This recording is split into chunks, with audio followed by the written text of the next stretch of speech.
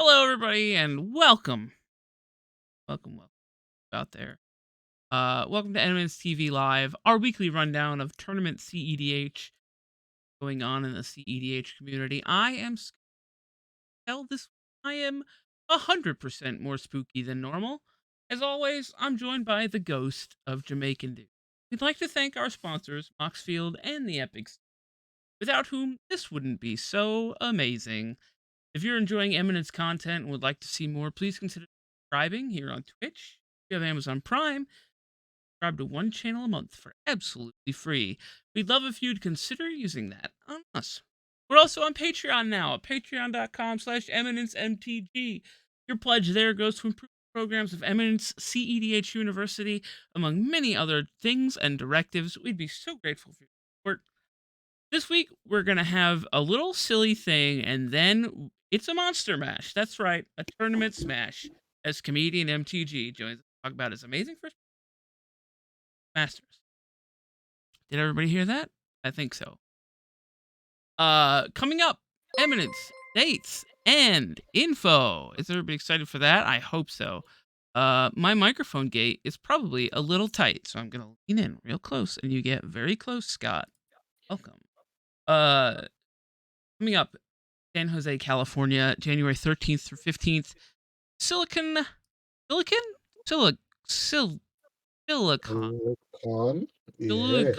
Dynasty. In March 24th through 26th in Phoenixville, Pennsylvania, we have Punt City 2.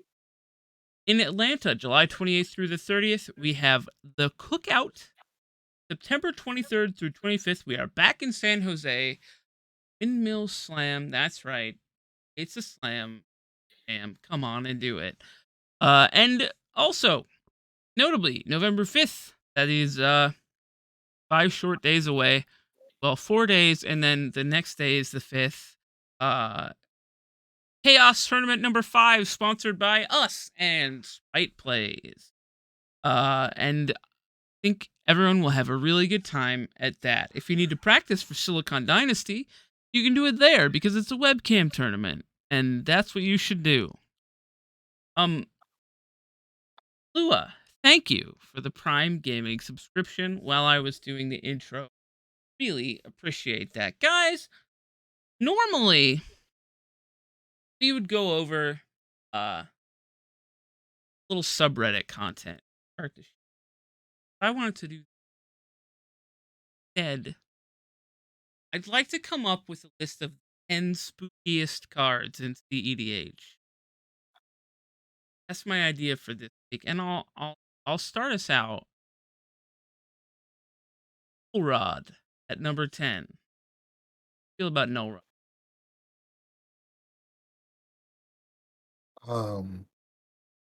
Come on, you gotta help me out, Ashani. Spooky? Very The spooky. spookiest. The spookiest of cards? Yes. Yeah. Yes. What's Ian's number 10 of spooky cards? No. I came up with 10. And then Oh, next, Sean, no. you would do 9. And then Ian would do 8, and we'd go back and forth like that. Sure. 9. What's Brago? Brago's a spooky. Brago King Eternal. Well, we're talking about CEDH, but okay. Ian. Oh wow, okay. Are we yeah, so these are like spooky, like as in they give us anxiety, right? Yeah. Picking up? Sure. Then I'll say culling the week. Okay, culling the week. That does give me anxiety. Another culling that gives me anxiety at number 6 is Culling Ritual. I hate to see this resolved. Oh my gosh, there's always a peer into the abyss after it. Sean, what about number 5? Ad nauseum? Ad nauseum at number 5. Okay, I thought we were saving the big guns, but instead, number 5. All right. Ian, number 4. Odawara, the Soaring City. Ooh, what a pain in the butt I have been blown out by that card too many times. Yeah, no, that is a blowout. All right, number 3 for me, huh? What is scarier than a goblin? I'll say at number 3, Dockside Extortionist. Agreed. Very spooky card. Hate to see it resolve. Love to resolve it myself, though. Number 2, a Shawnee. Ranger Captain. Okay, that is frightening. And at number 1, our esteemed guest, Sort of in the same vein, I have to say Grand Abolisher. Grand Abolisher. Okay, we've done it. That's your list of the top 10 spookiest cards in CEDH. And now, the most important thing. We have comedian MTG, Ian, here with us. Ian, for everyone who might not yet know you, and I know that's very few, who are you? What's your social security number? And where can people Hmm? find you on the internet? Hi, yeah.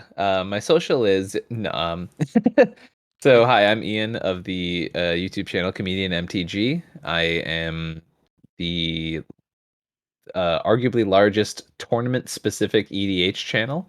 I do such content as top four deck break or tournament breakdowns, deck techs, coverage of any tournaments, live tournament reports, things of that nature, and anything tournament focused in CEDH or the general optimized EDH sphere. I tend to kind of be the person for that. Yeah. Awesome. And what was the name of your first pet? My first pet. Ooh. Um. Sorry, this is a joke because identity Yeah. theft is actually the scariest thing. Oh, right, Yeah, right. yeah, it's a Halloween scare. Um, We're Ian, really flipping the holiday on its face today, huh? it's my job. I have to try, you know? Ian, you've had a lot of tournament successes. I think a safe way to put it. It, your accomplishments are known by even people who don't necessarily follow CEDH, and I think a lot of that is because of your tournament breakdowns and Mhm. your funny perspectives after the fact. But in this one, you took first. Now tell us, is this a new achievement for you? Yeah, so I've won some leagues before. I've always been actually so like myself as a player, I don't I'm not always like the tournament takedown guy, but usually I'm the 50% guy, which in CEDH is, still enough to get you a lot of like top 16s and things like that. Yeah. But that's been kind of my boast is even if I play a bad deck, I usually hit my 50%. Um, so yeah, this is my first tournament win. Anytime I've had longer league stuff like that, I've been able to do pretty decent. But as far as tournaments, and genuinely quite happy with the record of this this one as well. Yeah. What was your ending record for everyone who didn't know? So if you include the semifinals and the finals, I went 5 wins, 0 losses, 2 draws. Wow, look at that. That is That's impressive. undefeated. It felt pretty good, not gonna That lie. I think even ties count as undefeated. I love that. Yeah. That's sweet. That's a sweet record to carry. And now I have to ask you this question. hmm Will you tell us about the deck you chose to play for Mox Masters and why you picked that over maybe another list that your name's attached to and you might be better known for playing? Yeah, I get actually really on my video about this tournament. Someone commented like, "Why are you giving up on Jetmir?" And I was like, "Whoa!"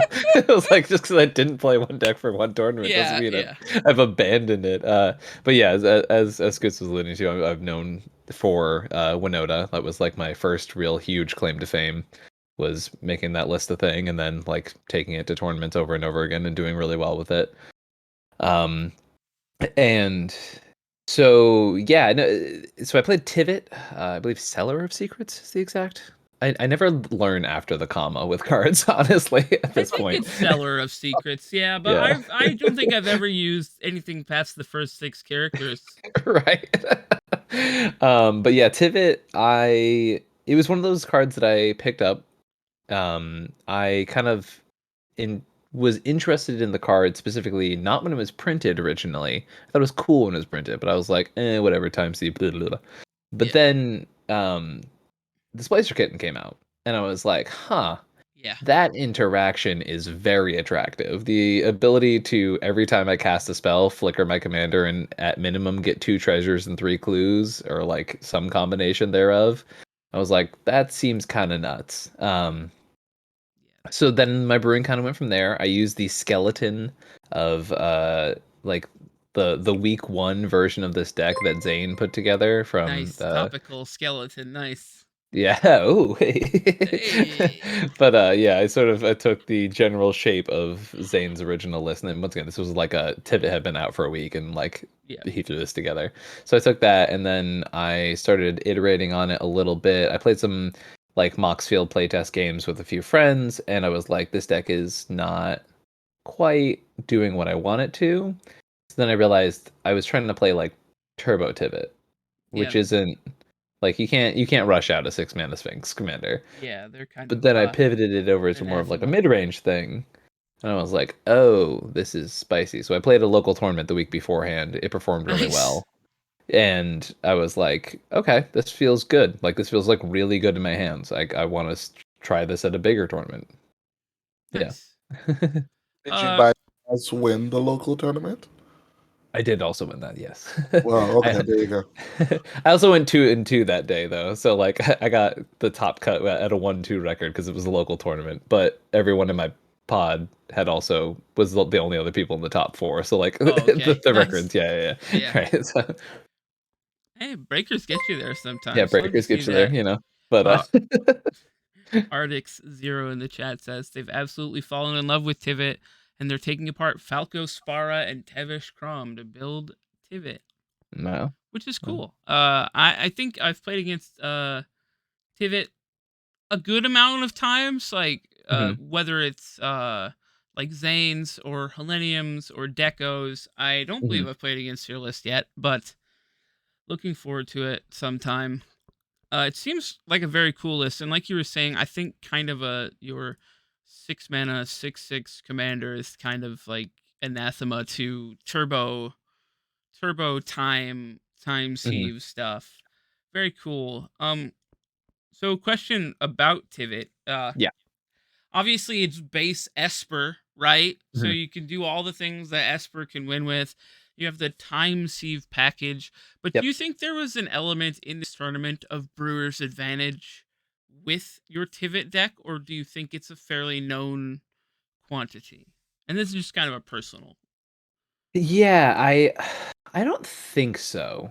I don't think there was any, or if there was, it was very minimal because everyone knows the time sieve thing, right? Like Hmm. no one was surprised by that aspect of the deck. The thing that kept like pushing the deck over the edge was the resiliency. And even when I was playing against opponents who were like, "Oh, I don't know how are we supposed to do the votes?" Like they would always end up still choosing correctly because if you take like I don't know a minute to think about it, it's not that hard to decipher which way you're supposed to vote when Tivit's on the battlefield. When they Usually, have surplus mana, treasures. When right? they have surplus, they don't clues. Yeah, Yeah. yeah, exactly. And 90% of the time, like you want to start by doing like treasure, clue, clue, clue. Like that's it in Yeah. general. You just want to flood your opponents with clues, right? And like they're much harder to utilize than a treasure. Treasures are very easy to like take advantage of. Um, but anyways, that being said, like I think people like caught on very easily if they didn't get it. Now, the stuff that like I think did catch people by surprise was the resiliency of it. Okay. Ward 3 still messed people up. That is something. Obnoxious. It's obnoxious. It's so big. It's It's such a so big good. number. Well, that's what originally like attracted me to Tivit because I saw Ward 3 on the card, but until I played against it and realized how much of a pain in the butt trying to fight against Ward 3 was, I was like, Yeah. I'm not gonna time walk myself to pay a 4 mana Swords of Plowshares on this card. Are you kidding me? Yeah, Ward Like, 3 is effectively hexproof. Like, yeah, yeah, right. yeah. That's cool. Fun So, little allegory about this. I was playing at that local tournament, and I was going on a tirade, just like jokingly with my pod, because it was a pretty cool environment. And I was like, no one's ever gonna pay 5 mana to Gilded Drake a Tivit. And straight up the next turn, the Najila opponent untaps and goes, I'm gonna pay 5 mana, and I was like, I hate you so much. so my question is, when you weren't interested in it at the spoiler, but are you pretty big? Do you have a lot of faith in the Displacer Kitten? Do you think is a pretty good card? a good engine? Like, were you when it got printed? Were you like, this is the next broken singing commander? So it's like not hard to see that Kitten is good, right? Like it is very obviously it reads like this is a good card. Um, but the nuance of that card and the uh different ways you have to sort of play around it are definitely like they're very real. It is not just a oh, I have Kitten, I have this card, it's a combo, I win the game. Which is why I was kind of I wanted to break Kitten for a while, and when I saw its interaction with Tivit, I was like, oh, this is just I get to go easy mode for a little bit with Kitten because of how well Tivit works with it. And then I was also like, okay, well, I also get the Teferi combo, which is kind of free because Teferi is sort of a grand abolisher, and obviously you're playing these tiny mana rocks anyway. Yeah. And I was like, you're gonna play Kitten in the deck without Teferi, so you just kind of play Teferi and also have a third win line, which it won me multiple games throughout not only Mox Masters, but as I mentioned, that local event. Nice. Um, yeah, like stuff like being able to like Savine's Reclamation back my Teferi and then like try and do that again, just to like it's same interactions with the Grand Abolisher, stuff like that. Yeah. But Teferi is cool because you can also play your Grafdigger's Cage and still grab it out of the Yeah. graveyard because it's Planeswalker. So, oh, and Teferi is also like Grand Abolisher that if it resolves, is a removal spell for the one stacks piece holding you out, like away from comboing. So, I guess all of that to say, the package felt so free given what Tivit did that it just layered so well. So like Kitten's strong, but I've also played bad Kitten decks too. Yeah. You know, and Yeah. that's kind of where I'm at. So you don't believe it's a card that's being slept on at the moment? I think it's being slept on, but that's because it's hard. I Yeah. Okay. think there Manual I sort is have what it results to. yeah. Yeah.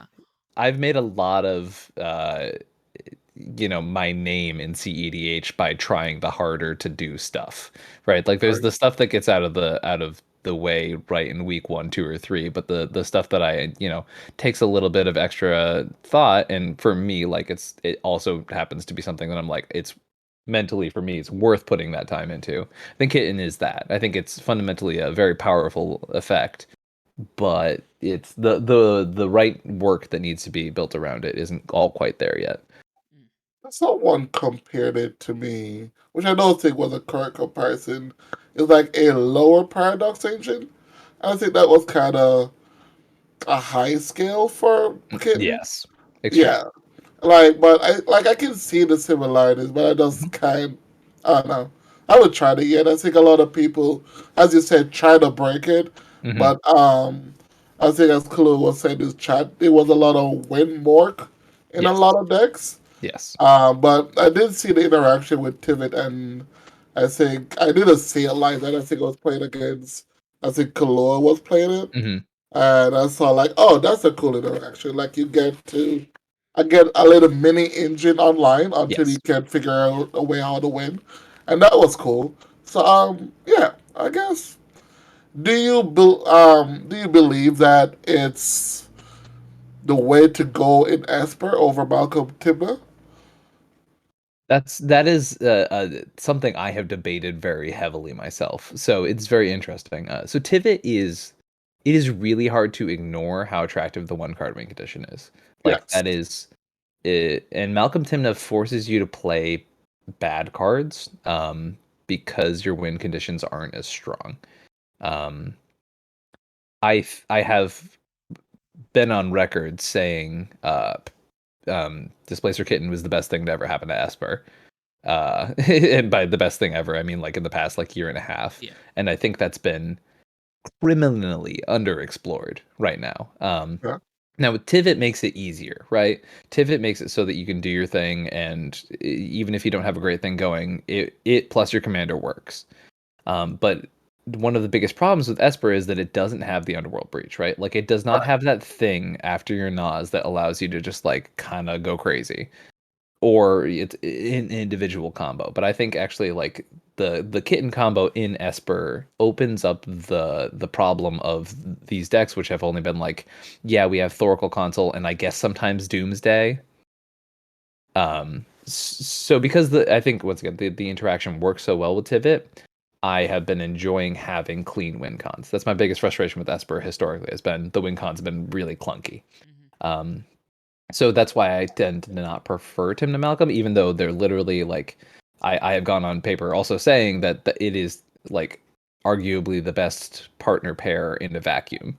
Yeah. Um, Timna and Malcolm together are just very strong. They synergize extremely well with one another. They give you card advantage, they give you mana, but Malcolm also is just a flying attacker for Timna. Like on Yeah. paper, they should be fundamentally broken.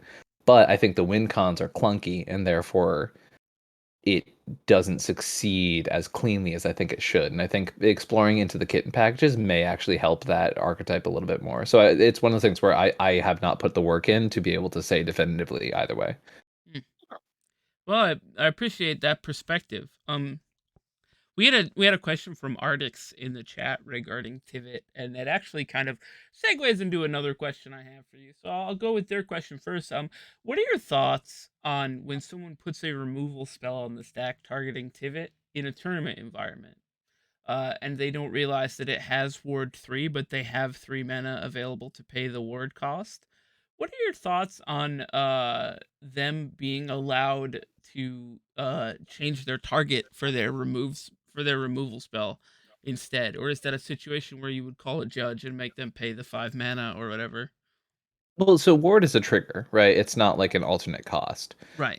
So if it was like, because there is text that exists in Magic saying like spells that target this spell cost X more, right? But Mhm. that's not what ward is. Ward is a trigger, and because of that, it's a little funkier. Yeah. So if Tivit had that thing where it said like it cost X more to target it, then it would be a situation where they have attempted to illegally cast a spell and therefore would have to reset anyways. But according to the way things work in paper, and like the judge rulings is that like if you target Tivit, you have put a trigger on the stack and we have to pass priority. That being said, I think there is a room between when someone announces the intent to cast a spell Mhm. and when it is actually being put on the stack and priority is about to be passed by the person casting it, right? And it's tough because there are moments in which someone goes, I'm going to do this thing. And you're like, whoa, whoa, whoa, you haven't tapped your mana yet. You haven't officially cast this spell. Yeah. Take 3 seconds to think about this moment. And this came up in the semifinals when Okay. Hoki, Excellent. yeah, Hoki almost abraded my Grafdigger's cage when there was a Notion Thief and a wheel on the stack. And I was like, can we actually point the abrade towards the Notion Thief? You haven't tapped your mana yet. We're still good. Like, Yeah. please kill the Yeah. thing that's going to stop us winning the game right now. Yeah. Thank you. So I guess the natural segue from that question is were there any you've described one unique situation where maybe a judge call could have happened, but did you have to make any judge calls, and were any of them, if you did, what were they essentially? Were they interesting? Nothing too spicy. I've definitely had some definitely unique calls in my time playing CEDH, but Yeah, this is why I ask. yeah. No, I think like honestly, the most judges were called so people could use the bathroom. Like Okay. All right. Yeah, that that's was it. It fair. was once again I've had a bunch in my time, but like not that tournament. No. Accepted in the chat calling a judge because you're too cute. So just figured that you should know You that. know, I'll take it. Too cute. Ian, we talked a bit about Tivit and the kitten package and how it affected Tivit's viability. Mhm. Uh, Outside of the tournament CEDH meta, how do you feel about Tivit in the wider CEDH meta game against your decks that'll play at your locals or servers in which you see Blue Farm, Rogsai, Timna Malcolm all the time? How do you feel about its viability overall? So the reason I chose Tivit overall was the fact that I've been going and playing a lot of stacks lately, like a lot. Okay. I'm playing Winota and Jetmir and Jetmir, like yeah. exploring a lot of that and like what does that mean in a competitive setting. And then for a while I was playing my Anarchy pile deck, which is Rog Timna, Turbo Snoop Insanity. Right. Um, And so I've been bouncing around a lot, and a lot of the things I've discovered as a tournament player were that white is the most effective color at answering multiple things with a single card, i.e., Draenith Magistrate, stuff like Ranger that. Ranger Captain. Captain of Yeah. Eos being this like gun held to the Yeah. table that's either you're not going to interact on my turn, or I'm going to stop you from interacting, The or yeah, fourth like or second most spooky card in yeah, CEDH, yeah, as exactly. determined earlier. According to our list, yeah. And then you have silence effects, which are can beat situations that like you wouldn't even be able to describe normally. Like counter spells can't really affect as much. Like uh, you know, having the classic silencing a person who's about to silence the table so that they can't actually pop off with the silence Right. table. You know what I mean? Stuff like that. So white has a lot of options as far as like being the control deck. Um, but when I was playing stacks and only white, I was like, man, a single counterspell in this situation would have meant that all this positioning would not have gone away for nothing. Because there'll be many times when I'm playing a stacks deck when I bust my butt to Yeah. politic and to attack the right people at the right time and to leverage a position, and then I lose to a top deck Thoracle. Hmm. Even though I've had an Esper Sentinel on the battlefield and I've drawn 9 cards in the past rotation of the table, it's like I don't have counterspells in my deck and I can't stop this. So I was like, okay, I'm going to be playing white, I'm going to be playing blue, and I want to be able to actually win the game, so I have to play black. And that doesn't have to be an exclusively black thing, but like specifically, like black is one of the best colors in CEDH, of allowing you to win the game. So all of that culminating into, I think the Esper Shard right now is actually very, very strong, no matter what environment you're playing in. And the reason I felt very confident going into this tournament was that I felt like I had an answer for everything, and that if I played my cards right and I played smart, I was going to be able to effectively win whatever I was thrown up against. So it kind of has like the mid-range deck thing where you're like, I don't feel like I have a bad matchup. And because of that, it was like, yeah, okay. I think any environment, you want to play this in a local event, you want to play this in a tournament, like you're gonna do fine. Um, I think playing the control role can take a bit of practice, because Tivit is on the slower side of a mid-range deck. And don't get me wrong, because you have black and blue, you can kind of explode out of nowhere, but you still kind of have to put in a bit of work of knowing, like, in this pod, turn 1 Esper Sentinel and an extra mana to hold up a counter spell, and I'm not going to cast Tivit till turn 5 is totally acceptable. Those are things you learn over time, Yeah. but in general, I could easily see someone who learns the deck playing this in any environment. Are we Polar Seltzer Bros right now? We are. We Oh are. my gosh. I Hats did try off to to get them you. to sponsor me at one point, but they never answered my Twitter. That is unfortunate. I guess Polar I could also have been Beverage, more persistent. I think I tagged them once. Massachusetts company. You gotta keep on it. Mm-hmm. Mm-hmm. They'll get you. Um, I've been instructed by my superiors to Mm-hmm. ask, how do you feel about Tivit cosplaying Z-Rob Zero? Yeah, it's like a chicken and the egg situation, but I'm pretty sure Z-Rob definitely came first. So yeah, Hmm.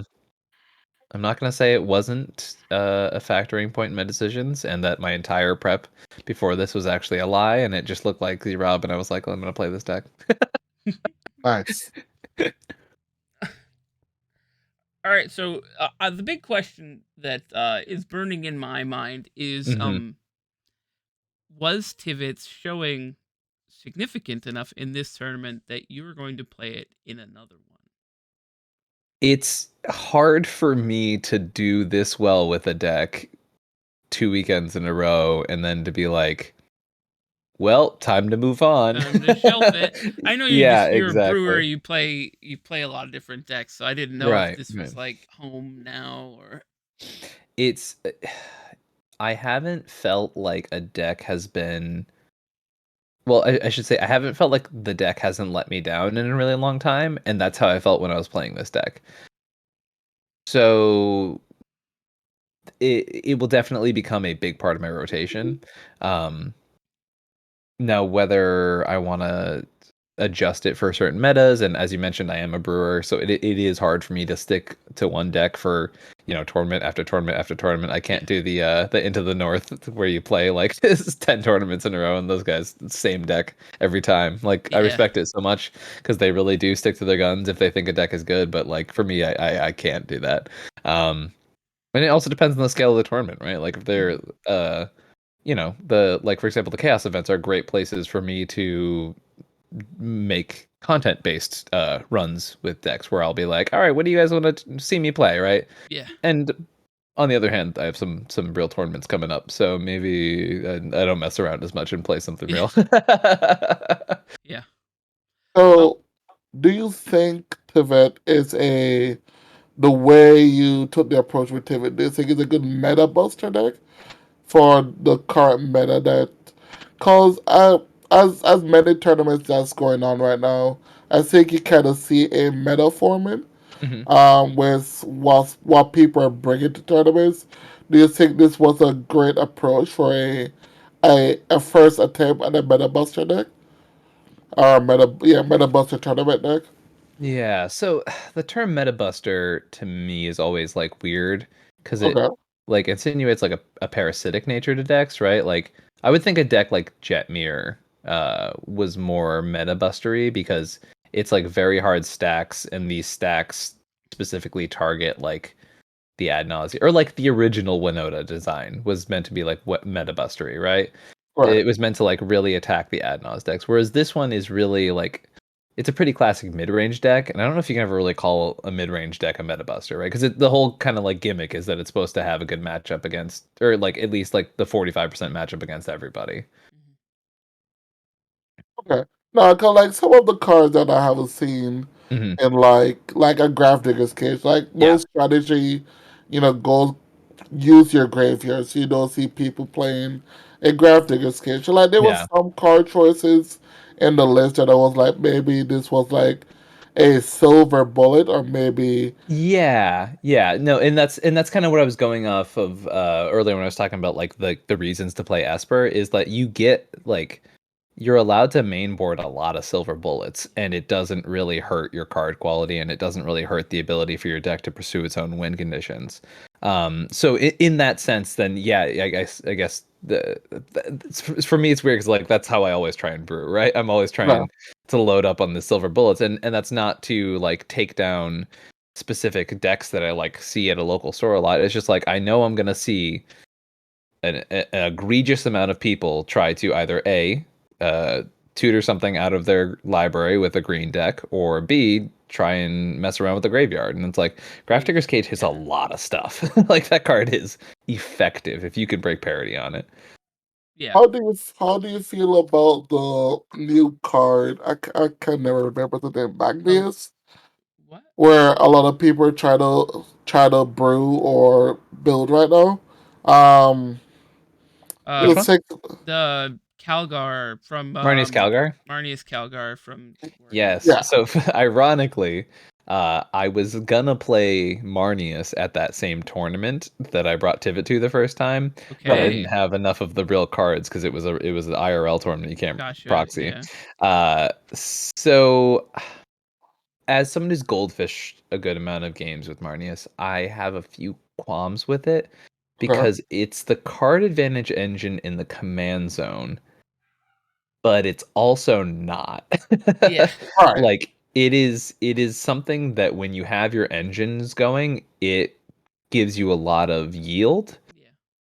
but like if you kill Marnius or if you kill the token enablers, then your commander does nothing and you're playing this weird like Esper card advantage list deck Yeah. and it just has a lot of like the win conditions are sleek, right? Because it's an infinite mana outlet on top of the fact that it's also you can play your Thoracle wins and you know uh you and I actually saw someone posting about this recently. It was really funny. We had both independently come to the same conclusion, which was that actually Isochron Scepter is less attractive in that deck for me and this other pilot than Power Artifact Grim Monolith because we were like talking about the card quality and how it lines up with the way Marnius works. separate tangent.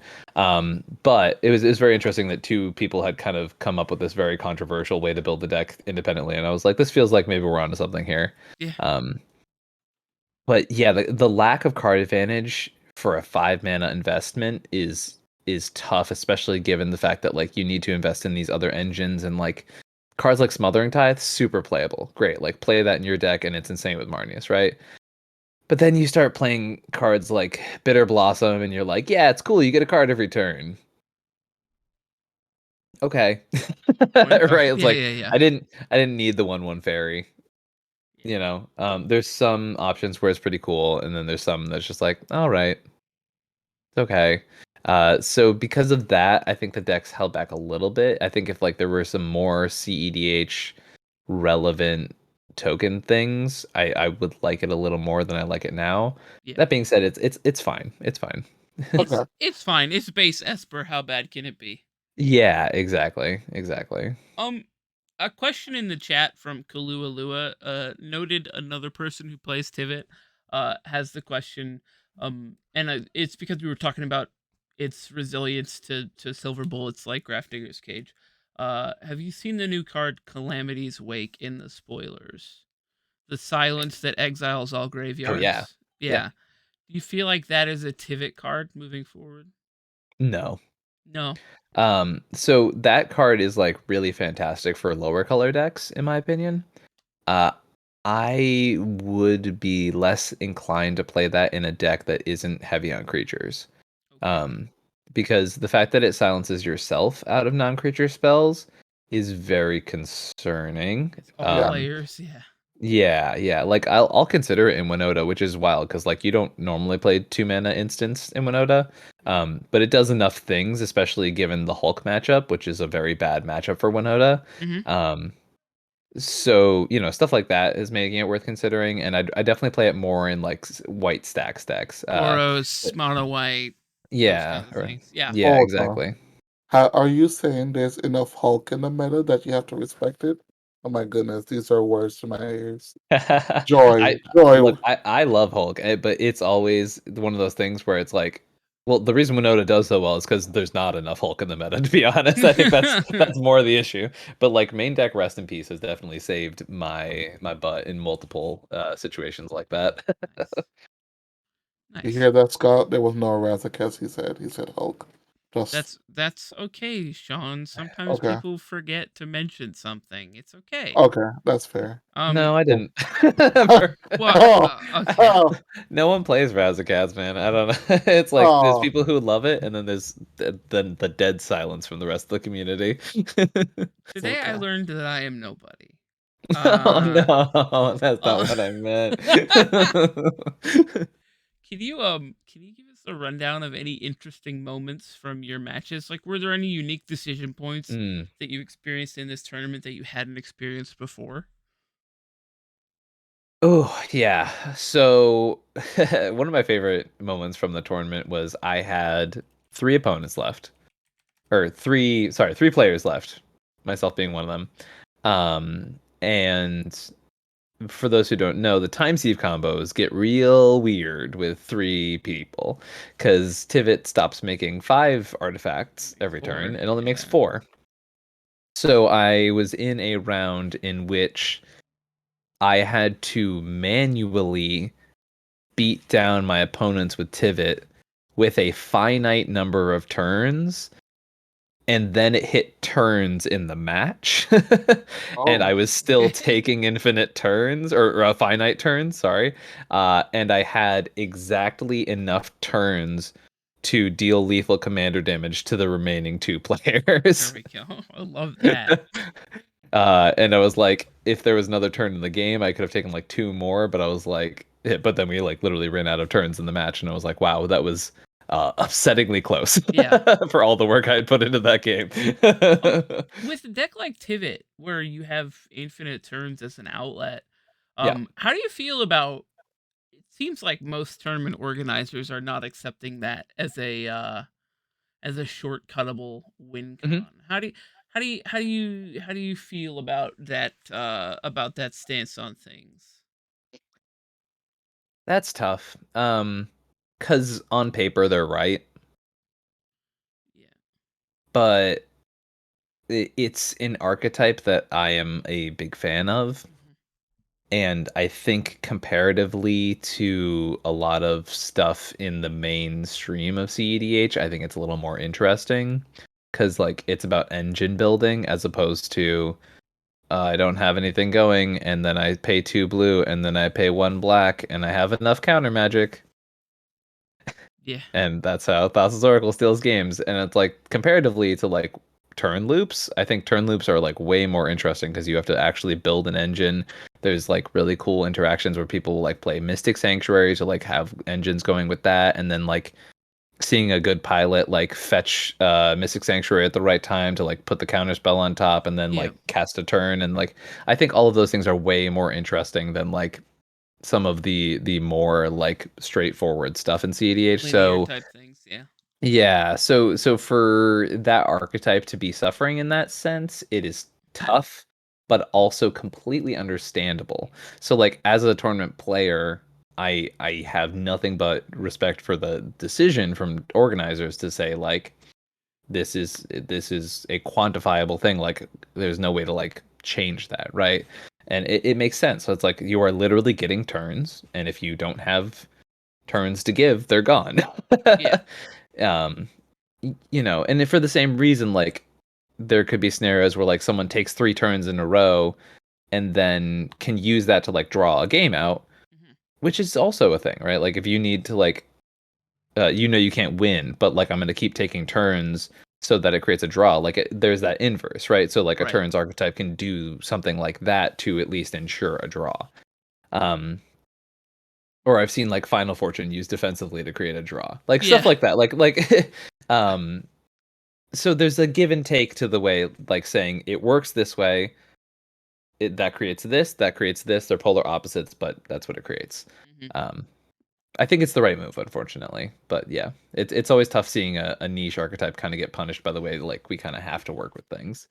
Yeah, it's one of So those things where I've seen like Edric in a league or a tournament suffer because at Yeah, that point it's a test of the Edric pilot of the Edric pilot's ability to play fast and yeah, kill people with a bunch of 1/1s, even though they have right. the loop set up where they can regrowth their turn or whatever. Right, and oh, I've been in pods where I'm playing freaking Mardu Turbo Nas, and we still go to time because someone goes, "All right, I'm gonna untap," and Yeah, all right, what are we gonna do here? And it's like there's nothing you can do about that yeah. situation apart from calling a judge on slow play. But there are gonna be points where they're just arguably not slow playing; they're just slow, They're just playing right? slowly. Yeah, yeah. Yeah, yeah, Johnny, what were you so saying, bud? so that I mean, first of all, there's only one Edric player, so yeah. let's, let's not go there like people are Okay, playing fine. Edric. It's a test of LJ's ability to Yeah, play Sure, but Edric quickly. There, fine. the other question is that as comedian was going on to it, as a tournament player, how could we yeah, we as a community tell the other players to like play faster? Should they play decks they're more comfortable on? Like what's the case for that one? Because on the for the Mox Masters, I believe there was like a 2 hour delay just because of turns Yeah. of how people are playing. So do you think it's the decks that people are bringing to tournament, or do you think it's the pilots? I think pilots are a significant portion of it.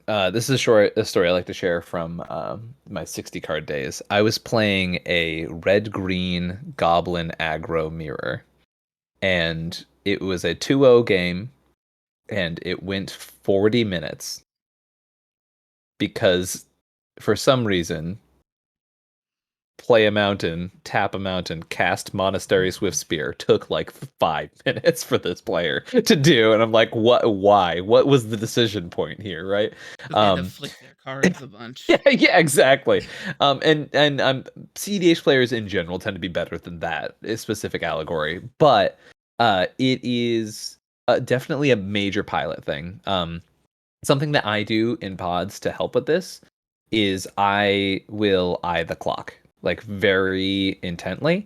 Um, so first of all, like the hey, sorry, hate to be rude, I'm gonna call a judge for slow play. Mhm. At this point, you got to make a decision, friend.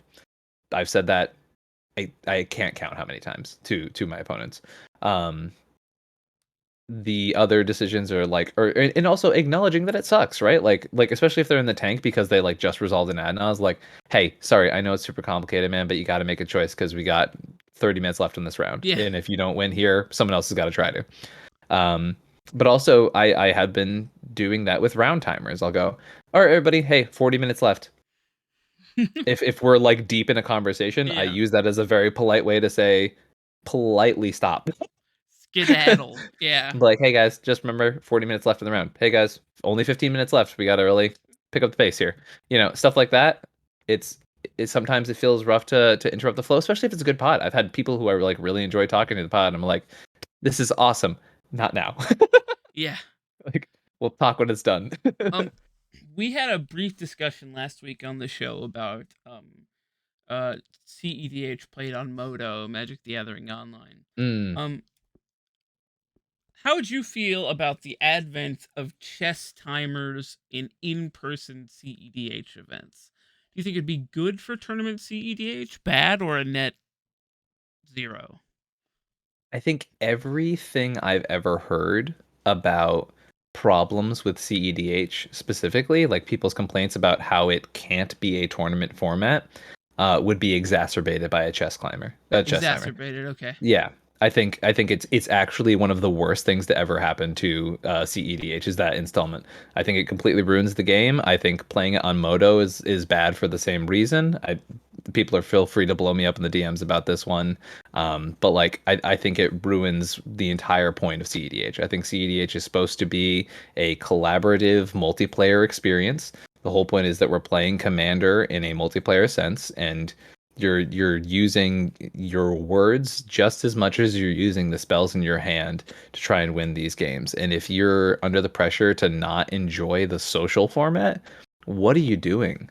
Like that sounds miserable. Like I'm gonna go play 1v1 because that sounds miserable. But don't you still get that, right? You can still jump in a Discord call. If you're say you donate it as a tournament setting, you still have to be in a call, right? Because that's also a big thing for Trice, where I played a Trice tournament and no one said anything; they just typed, and that's kind of made it awkward to a point. Yeah, Yeah. But at the same time, but like we were all in a Discord call, they yeah. just chose not to speak. But so I think we still would have the social aspect of it, right? If you Mm. do it that way.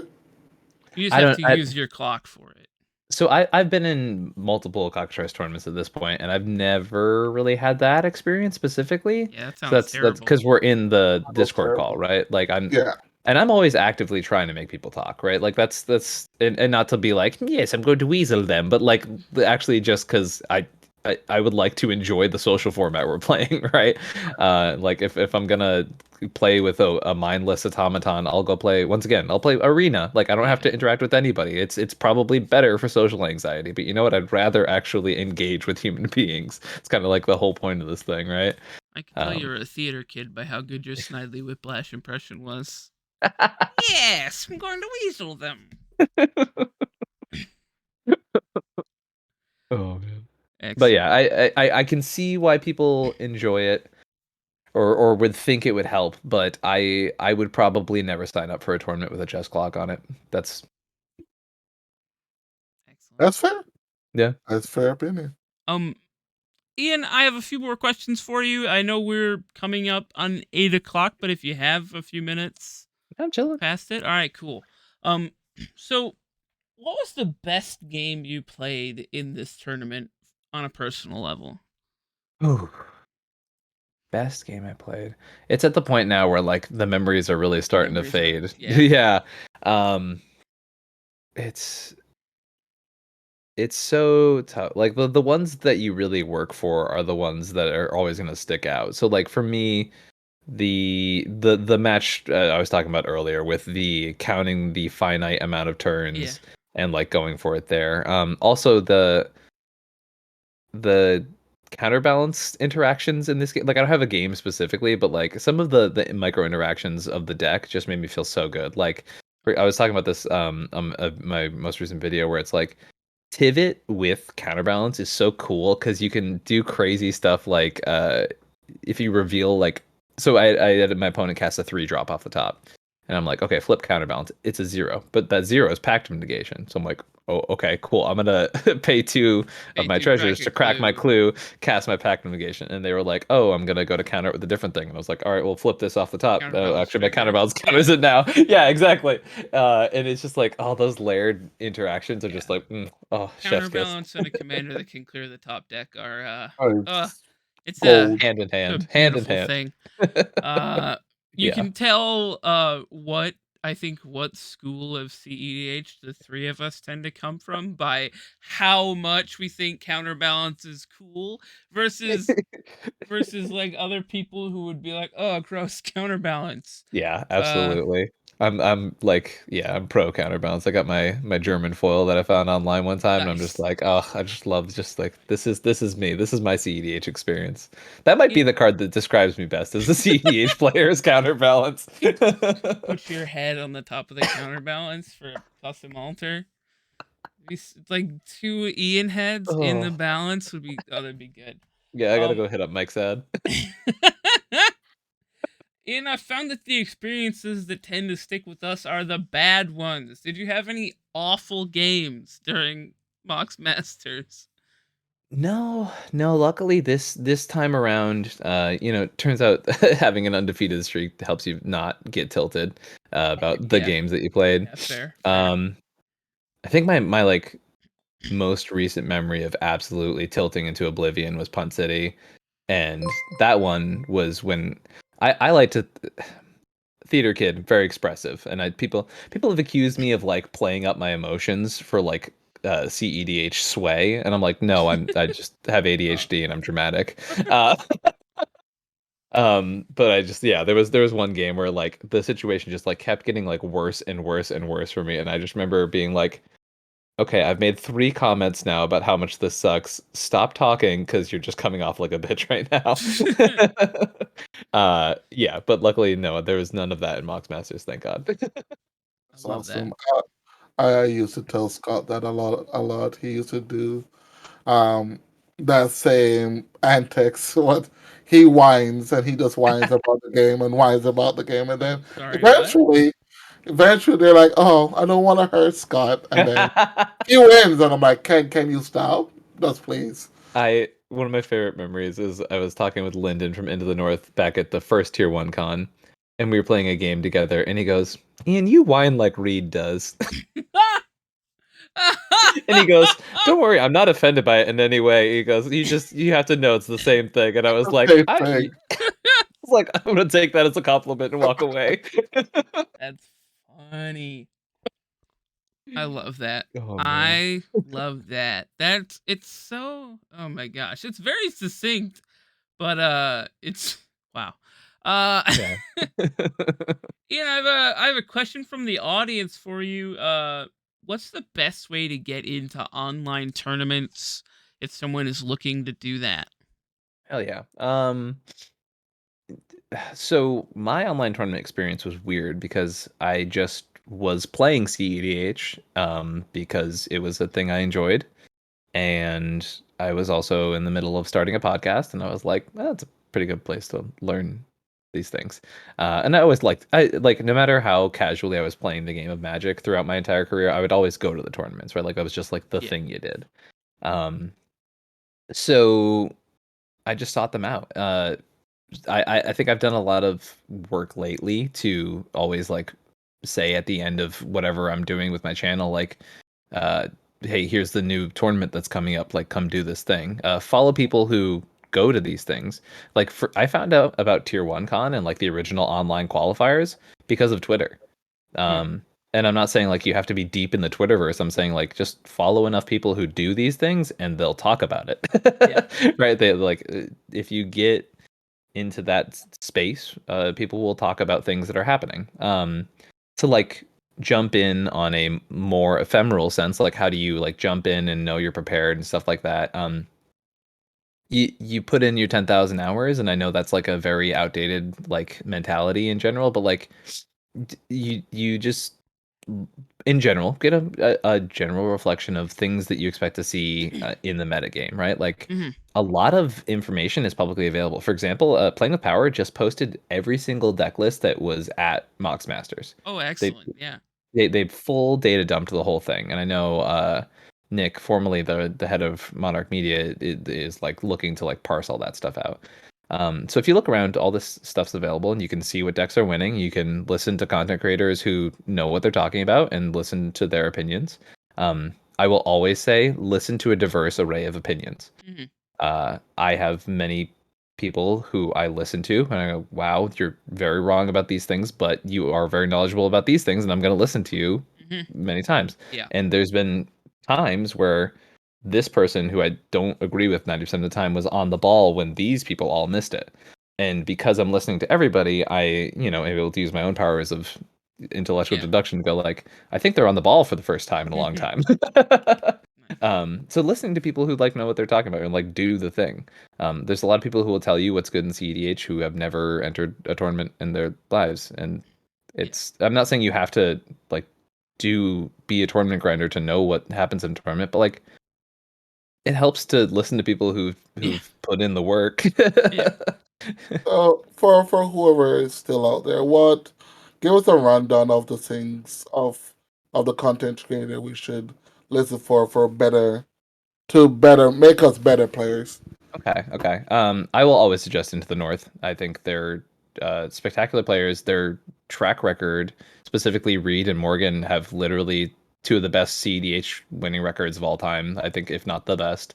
Um, I listen to Drake and Mikey of the Miscast, obviously, whenever they put stuff out, because Mikey knows CEDH in and out, and Drake is obviously like a seasoned Magic veteran. Yeah. Um, the Mind Sculptor stuff, it's always like on or off, whether it's like taking things seriously for the metagame stuff, and it depends on who's a guest, but they definitely have good stuff on there. Um, I will obviously show my own stuff Yeah. I was gonna in this Absolutely, say. yeah. moment. Yeah, I literally try and do this stuff so that like Yeah. people out there can like get into the tournament scene. Like it's literally mostly for teaching. So and because I like talking about this stuff. Yeah. But yeah, there's a lot of stuff out there, and I think trying to think about other things. I watching gameplay can help to a certain extent, but a lesson that I learned a long time ago, and I may be quoting someone when I say this, but entertainers aren't always the best players. Um, so you can watch some really entertaining gameplay, and like that's the stuff I started on too, which is like the gameplay series that are like really fun to watch and like really cool. But if they're not willing to dive into what they're doing a little deeper, then it might not quite be the place to go to like learn per se.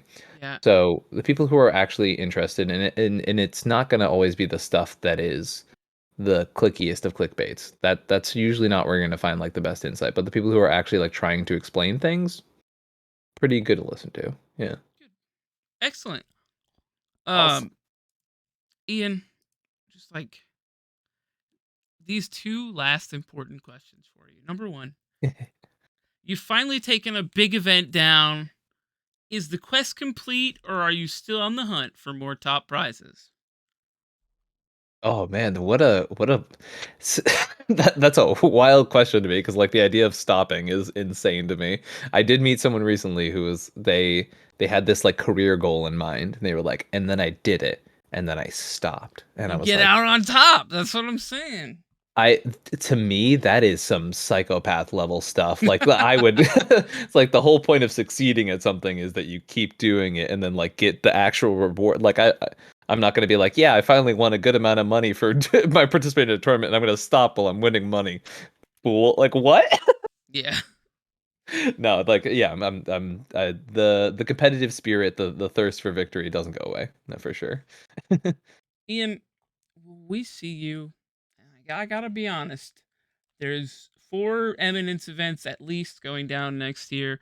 Will we Hmm. see you on the Eminence circuit? Maybe Silicon Dynasty, that's taking place January 23rd through 25th in San Jose, California. That's right. Silicon Dynasty, Silicon Dynasty, Silicon Dynasty. Get your tickets Uh now or when they go on sale. Yes, I will definitely be at Silicon Dynasty. Awesome. I would my mind would be blown if I wasn't on Punt City 2, specifically because that is like a maintainable distance. So Mhm. like I've started like changing the narrative of my Patreon pitches lately. I'm like, to be honest, like a lot of the money that goes into like supporting me as a creator, I use to be able to go to these events. And I was like, I want to keep giving people tournament reports. I want to, do all these things that I do with this channel. And like a lot of it's just like, if I can afford to go, I will go 100%. And that's where I'm at. I will always try and attend these tournaments, and Eminence has done nothing but impress me with the quality and professionalism that y'all put into it. And everyone at the on the top levels, everyone in the who's just getting into the team, you guys keep putting in work, and it I would be very hard pressed to miss the tournament if my means are there for sure. Awesome. Ian, Especially Silicon Dynasty, which I will be creating a Silicon video about Dynasty. at some point Don't forget, don't of miss it. hyping this thing up. But I Uh, also wanted to not let it get drowned out by the fact that we have Summit in October first, because that would be yes, kind yeah, of lame. you've got a couple events to hit up Yeah. first, but um, Silicon Dynasty will be mostly covered by the West Coast Eminence team, so you get to see Yeah. those Yeah. wonderful people, which is super good. Very very jazzed for tournament time in the Eminence house. Ian, finally, the most important question of the Mm-hmm. show, the one that we ask everybody, but since you've already been on the show and you've already given an answer for the sexiest soup, instead, this week, Ian, the only question I have for you is where can people find you on the internet? And is there anything that you're super passionate about right now that you would Mm. like to share with everyone? Clam chowder. Wait, sorry, wrong question. Okay. No, I mean, we'll take it no, again. no. Yeah. So you can find me over at youtube.com/comedianmtg. I've been chilling my Twitter a lot more lately because I've started doing while I'm in tournaments. I will be like live tweeting round summaries. And to be Mhm. honest, I think it's like some of my most succinct. Like, if you want to understand what happens in a round of CEDH in a very microdose level, and like kind of get the mental pattern of what's happening to me while I'm playing these tournaments, that's where I do it. Um, but yeah, comedian MTG on YouTube and comedian MTG on Twitter. I keep it real clean, simple. Anything I'm really passionate about right now, I'm just really excited to have events coming back up again. I went on this like spree for like the end of August, or I guess like end of July into all of August, where I was traveling, I think every weekend for a month and a half.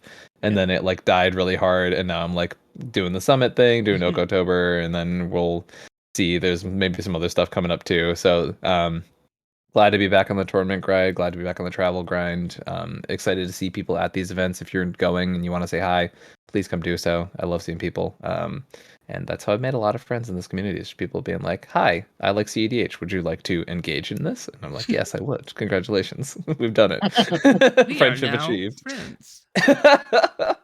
Yeah, but I mean, the in-person magic is so like incomparably better than to like trying to do this webcam thing, and I'm so glad that we can just start playing with people again, and it's fantastic. Yeah. It's been really great to see people out and see people Yeah. enjoying themselves again. And I hope that that continues. And thank you so much, Ian, for joining us. Ashani, where can the people find you on the internet? And would you like to give them your social security number? And at the moment, I'm on an internet hiatus, so Okay. next next week I We're on will an internet provide you hiatus. Okay. yeah, I'll provide you with that information. Ooh. Been there. Ashani's bosses at Playing with Power shut him down because there were too many shirtless pics going out on the Twitter, which is honestly the spookiest thing of them all. Uh, you can find me on Twitter at it's me Scoots. Ian enjoyed that one. Good. Uh, you can find me on Twitter at it's me Scoots, and that's about it for me, honestly. You can find us Eminence MTG on Twitter at Eminence MTG. All the socials are in the top up there, but We hope that you have a lovely rest of the week, and we will see you next week. Same bat time, same bat channel, different bat guest probably, but can they ever live up to Ian? Who knows? We'll find out next time.